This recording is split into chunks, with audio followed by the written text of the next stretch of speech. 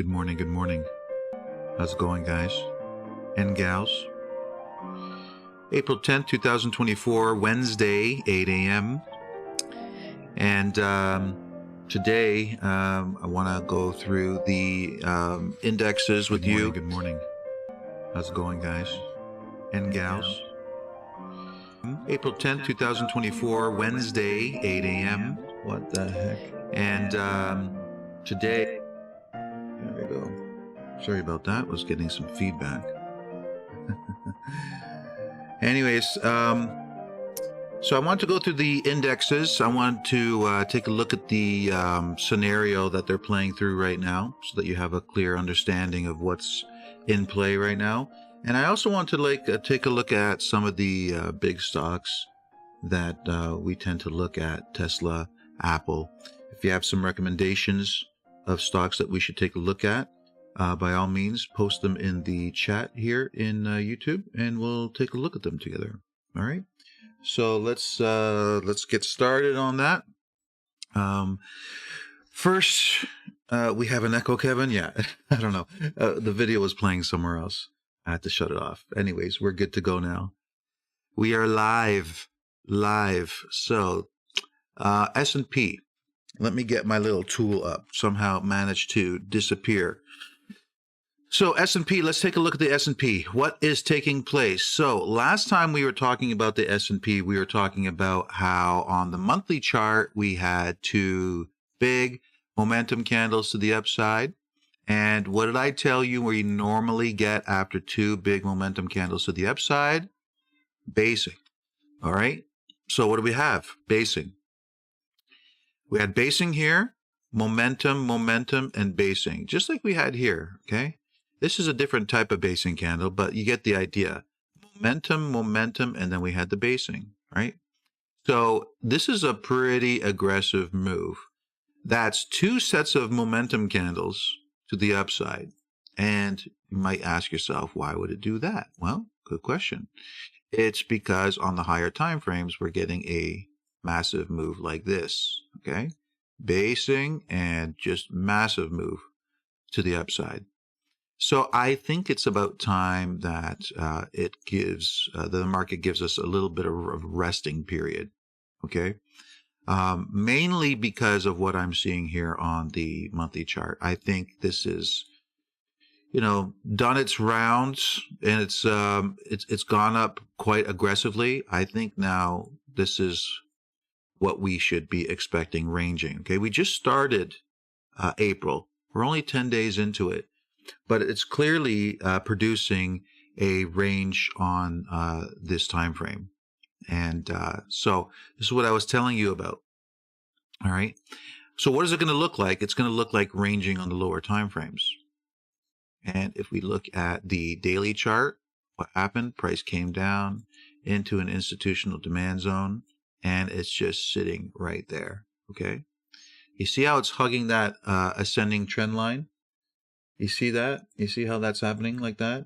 Well, I think eventually what's going to happen is this trend line is going to break and price is going to start moving like this. This is what I think, okay?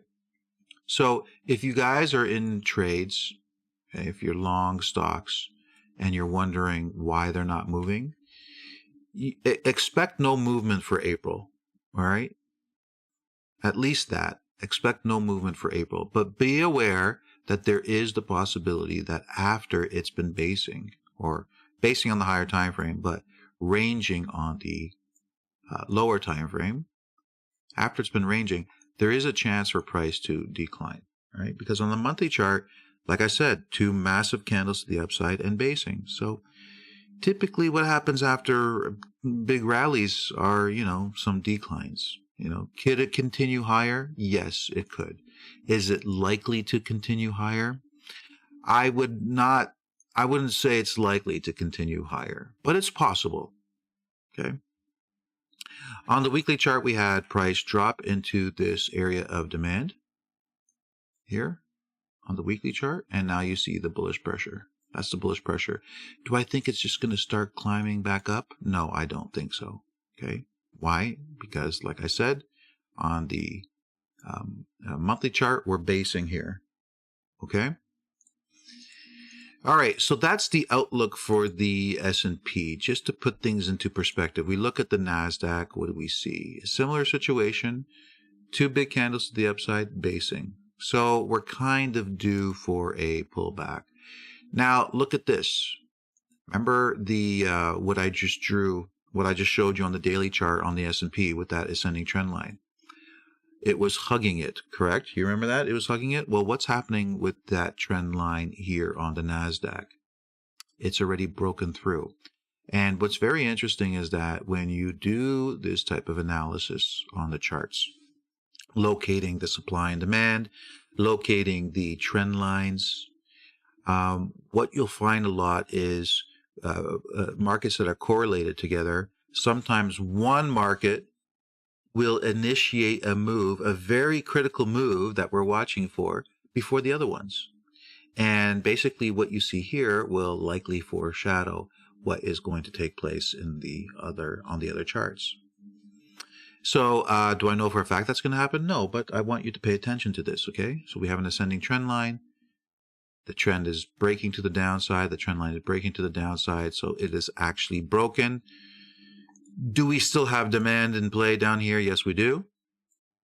Okay, and it could hold. Okay, and hold the range until May here, like this.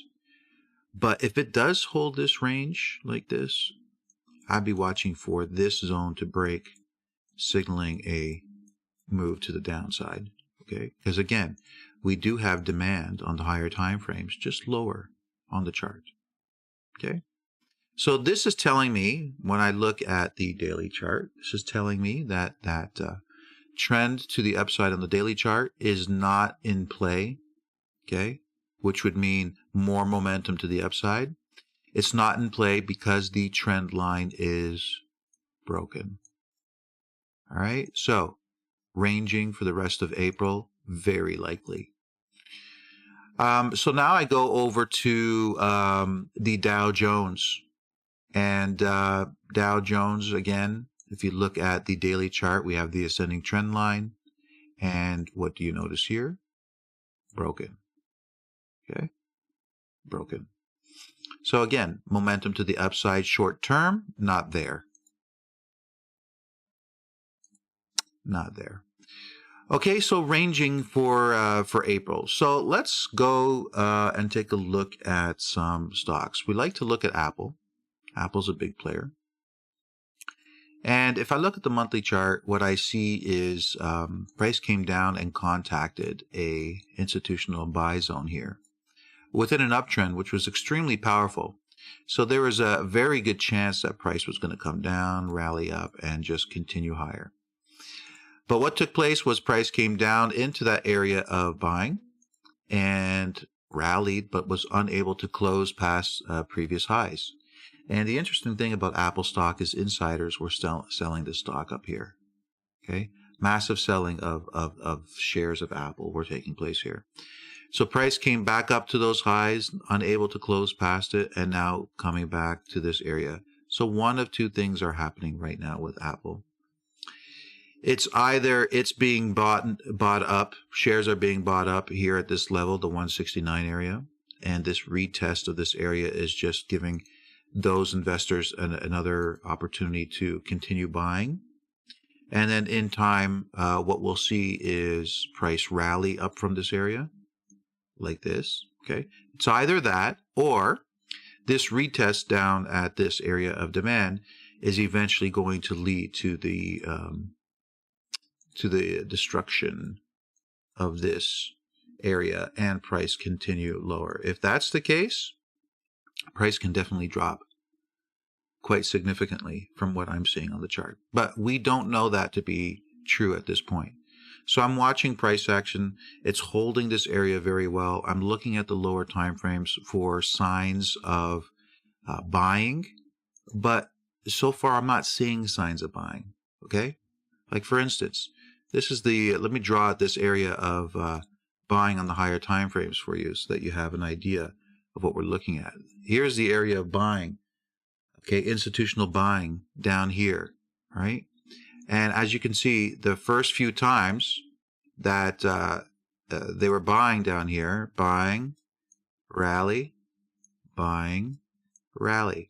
But this second rally was strong enough to break through this descending structure here. Okay, you see that? And so we got a nice push to the upside, which was very good. But on the higher time frames, we failed to close past these previous highs, which was a sign of weakness. And then the short-term buying that was happening right here, short-term buying, short-term buying, short-term buying, all of a sudden became short-term selling, and reversals up to the selling areas to drop price even lower. Short-term selling, removed, but then price continues lower, surpassing the previous lows here. So I see a lot of selling that's been taking place short-term, bringing price down. If we look at the 2-hour chart, what do we see? Selling coming into play here and dropping price down. So would I want to be a buyer when short-term selling has been the main theme? No, I wouldn't want to do that. So I don't want to trade Apple right now. It's on the sidelines. When I see momentum building to the upside and I see more buying taking place and price reversing to those buying areas and then continuing higher, then I'm interested in buying Apple. But I'm not going to speculate after it tests a buying zone twice that it's going to continue higher. I wouldn't want to do that, so I don't. All right, Amazon. Amazon's been on fire. Amazon's one that I have on my in my portfolio. I think there's a very good chance that it pauses at some point and reverses. Definitely would like the market to instigate that, and because if it does, then we'll likely see Amazon following suit. Very good chance of it. So be a good opportunity to buy at lower prices. So I'm watching that one for another opportunity to enter. Berkshire Hathaway looking very strong. I was in this one. I bought it down at the lows here when I got the long signal. I bought it right here. And my target was right up here. And then I exited my position. The reason being was because I suspected there was going to be profit taking on long positions up here. And that's exactly what took place. Price came up, profit taking, but it's been slowly creeping back up ever since. So I'm on the sidelines right now with Berkshire Hathaway. I think there's a good opportunity for a drop in price. Look, same thing happening. When you look at Berkshire Hathaway, basing, 1, 2, big momentum candles to the upside, and now we're getting basing again. It's the same structure. If the indexes decide to pull back, there's a good chance that we see a pullback here. Would I want to be a buyer of Berkshire Hathaway stock at $415? Not really. Would I want to be a buyer of Berkshire Hathaway stock at $360? Yes, sir. Price gets down there, I'm definitely buying. Definitely buying.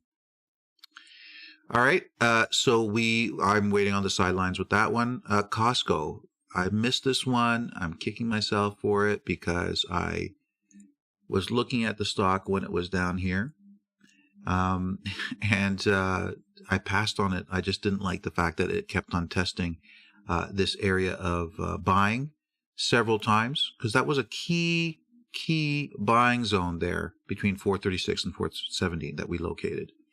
And Costco, who doesn't love Costco? You know, Costco is extremely amazing company. They sell decent products for decent prices, and I don't see anything wrong with it. Every time I go into a Costco, it's busy as hell. So I missed out on it. Now they're offering a dividend yield of 7.71%. It's not the biggest, but they're offering something. They're sharing in their profits, which is good. Big moves, I wouldn't want to be buying after big moves. There's no way I can do it. So I'm hoping and praying that price retraces. And if it does, I'll be a buyer. Okay. So you see these stocks in similar situations as the indexes, right? That's the point I'm making here. Very similar.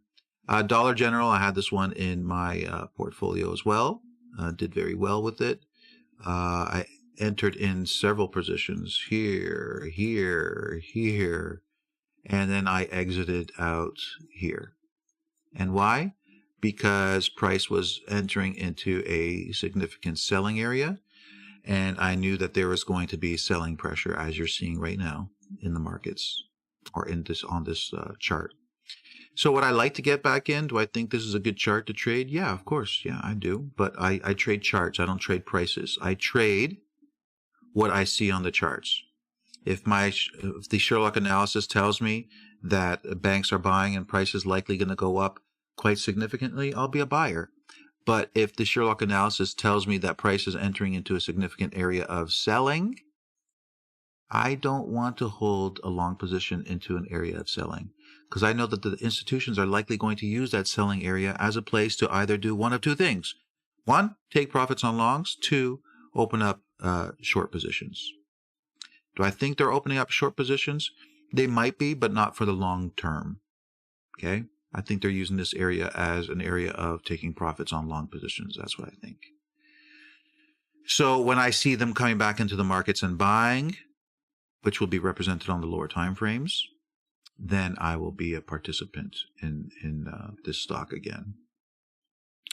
Google, doing pretty well. In fact, it's doing extremely well. It came back down into this area of buying here, 132, and it's shooting up like a rocket right now. Very powerful. So basing, one, process of making the second momentum candle to the upside. So at these highs, would I be a participant in this company? No, I would not want to be owning shares, be waiting for it to pull back into areas of demand, and then I'll be interested in it. Okay. Meta, let's look really quickly at Meta. Meta's doing extremely well as well. Very, very well. But who wants to buy it at these highs? Right? Let's look at what took place here. Can you see the 1, 2 big momentum candles to the upside, and what took place after that? Basing candle, right? You see that? That's basing. On the lower time frames, that's ranging. Okay, so it's already taken place. Here's the ranging here on the monthly time frame. This is what it looks like on the daily. Okay, if we go down even lower, that was for the month of March. Okay, so let's go. March. Here's the month of March to April. That's the ranging. Okay? And so within this ranging, we would locate the supply at the highs, the demand at the lows, and watch for the significant breaks of those areas. And to me, what it looks like just by eyeballing and doing a really quick analysis, I see that price broke up using demand to the upside, and now currently that demand is in play right here. You see the pressure to the upside? Okay. So looking pretty good. If the market would comply with a continued move to the upside, this thing would rip to the upside. And this would be the area that price would accelerate from the lower time frames.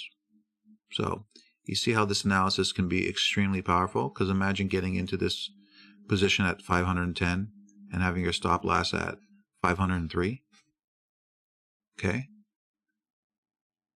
Wow, extremely powerful, especially when this rallies up to over $600. Okay. And then you know exactly when you're wrong with the trade, because if this breaks through, then it opens up the floodgate for a move lower. Because at the end of the day, this candle here being created in April, it could be basing, right? We had basing right here, but this could end up being basing. If price just drops, it's going to look like a basing candle later on. Netflix, let's take a quick look at Netflix. Netflix came down to a buying zone here and has been rallying ever since then. Very, very strong. Would I want to be buying it up here? No, we're actually inside a higher time frame area of supply, so I wouldn't want to be a buyer of that. Let's take a look at Tesla. I was warning everybody about Tesla. Do not be buying it here. We had significant insider selling taking place. I labeled it somewhere on my chart. There it is. Elon sells $4 billion up in this area. And we had significant selling here. This was a massive selling area here. Price came up into it, and it's been pressure to the downside. Okay. Medium term. What should you do? Well, medium-term supply has been formed. Okay? Last time medium-term supply was formed was here. So yes, when supply medium-term is being formed, could we get rallies? Yeah, absolutely. Sure. Of course you can get rallies. Okay? But does that mean you want to go long-term? No, you don't.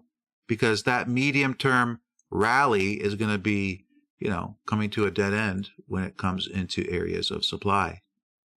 Then you're going to have the bigger, longer term moves to the downside taking place like that. So could we get a short term or medium term move upwards? Yes, we could. But because institutional supply was created, the chances are longer term you're going to be seeing a move to the downside. So I would definitely not be bullish Tesla. There's no way I would want to be bullish Tesla. Okay. And that's pretty much it, folks. Okay. I hope that was helpful. You know what's taking place with the indexes. We took a look at some of the major stocks that everybody likes to trade. And as you can see, once again, there is a lot of correlation with what's happening with some of the major stocks and what is taking place with the indexes. We got some significant moves to the upside. April's likely going to continue to see this ranging. And then heading into next month, we're likely going to see a momentum kick back into the markets. It could be momentum to the upside or downside. The bias is to the downside only because we've already received such a significant move to the upside. But at the end of the day, we are trending to the upside. Okay, so we have to keep that in mind as well. All right, that's it, guys. You enjoy the rest of your day. Appreciate you joining me, and we will see you tomorrow morning. All right, take care, everybody. Have a good one.